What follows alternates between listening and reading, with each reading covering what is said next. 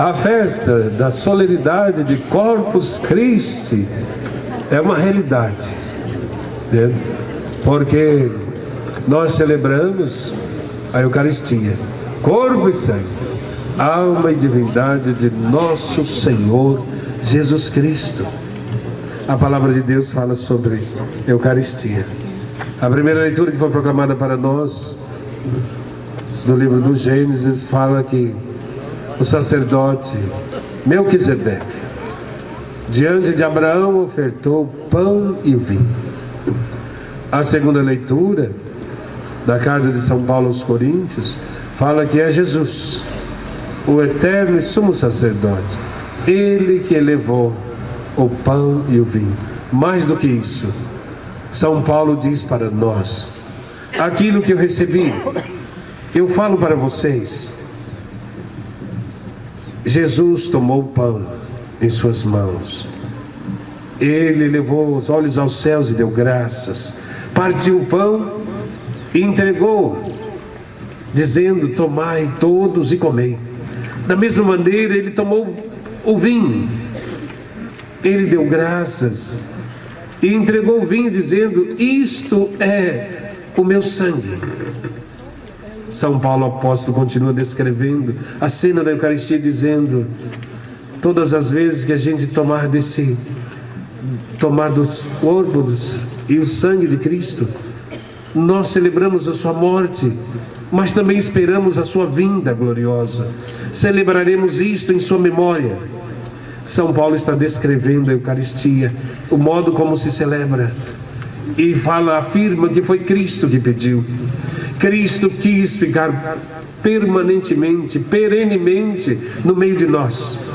Cristo nos ama tanto que quis se dar para nós como alimento. Então, algumas pessoas estão sempre atrás de milagres, e é natural que a gente busque milagres porque confiamos em Deus. Mas saiba que o maior de todos os milagres acontece continuamente em todas as missas. É o maior de todos os milagres do mundo. Assim como temos desejo de ver milagres, presenciar milagres, devemos ter o desejo de estar na Santa Missa e perceber que Cristo está presente na Eucaristia que celebramos. Cristo continua presente no mundo, na palavra que proclamamos, nos acontecimentos e sinais da vida. Cristo tinha dito e concretizou o que falou: eu estarei convosco todos os dias até o fim dos tempos. Cristo verdadeiramente é pão, é o corpo e o sangue. Cristo é isto e também é nosso amigo, e podemos confiar em Cristo. E à medida que a gente participa da Eucaristia, do milagre eucarístico que acontece perenemente em cada missa, nós também devemos nos tornar cristãos. Comungamos para nos tornarmos parecidos com Cristo, para nos assemelharmos a Ele. Nesse sentido, o Evangelho fala que Jesus deu a missão aos apóstolos e a nós também. Além de pregar o Evangelho, devem dar testemunho de solidariedade com as pessoas. E diante de uma multidão faminta, diz o Evangelho, os discípulos falam para Jesus das dificuldades. Eles não têm o que comer e vão procurar o modo mais fácil de resolver, e dizem para Jesus: melhor despedir a multidão, Senhor, para que eles possam ir para outras cidades e povoados, melhor distribuir, mandá-los ir embora. Talvez seja isso a nossa tentação diante do problema da fome, das dificuldades de nossos irmãos. A grande tentação nossa é mandar que se virem. Parece que a Eucaristia para nós não deu sentido na nossa vida quando dizemos isso. E Jesus então vai dizer: dai-lhes vós mesmos de comer. Então quem celebra a Eucaristia, quem participa da comunhão, não pode viver isolado da comunidade e nem dos problemas da comunidade e da sociedade. Devemos nos comprometer para transformar as situações de morte em situações de vida. Todo aquele que recebe Cristo tem de se tornar um novo Cristo neste mundo e deve fazer de tudo para sanar esse problema. Então a Eucaristia não está desvinculada do nosso compromisso, da nossa responsabilidade uns para com os outros. E Jesus recebe ali 5 pães e 2 peixes.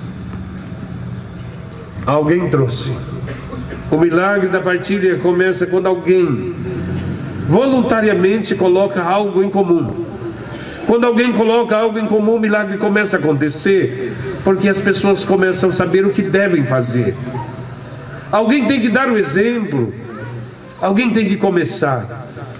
E nós fizemos o milagre da partilha trazendo os alimentos aqui. Então, o milagre que aconteceu lá, na época de Jesus, acontece hoje aqui, nesses alimentos colocados com amor sobre esses tapetes aqui. O milagre acontece. E a gente tem pão. E a gente tem condições de partilhar. Somos chamados na festa da Eucaristia a professar nossa fé em Cristo e aderir a Ele e a seu projeto, ao reino de Deus.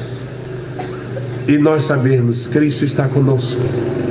E toda vez que a gente comunga e sai da igreja, a gente pode ocorrer que alguém pergunte, quando a gente sai da missa, vai para casa, pode ser que encontremos alguém e alguém pergunte para nós: onde está o seu Deus?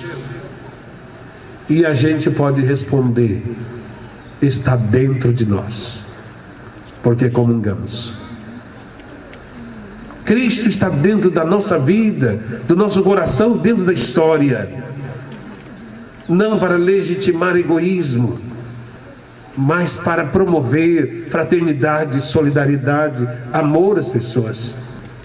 Hoje é o dia de olharmos para Cristo com grande amor e dizer a Ele: conte comigo. Todos os dias, conte comigo. E se tornar um discípulo, um seguidor de Jesus de Nazaré. Proclamamos a palavra e vivemos a partilha. É o tão sublime sacramento. É o pão dos céus, pão dos anjos, dados para nós que vivemos com tanta fome. Fome disso, fome daquilo, fome de sentido, fome. Vivemos vazios. E Deus é capaz de preencher o vazio de nossas vidas.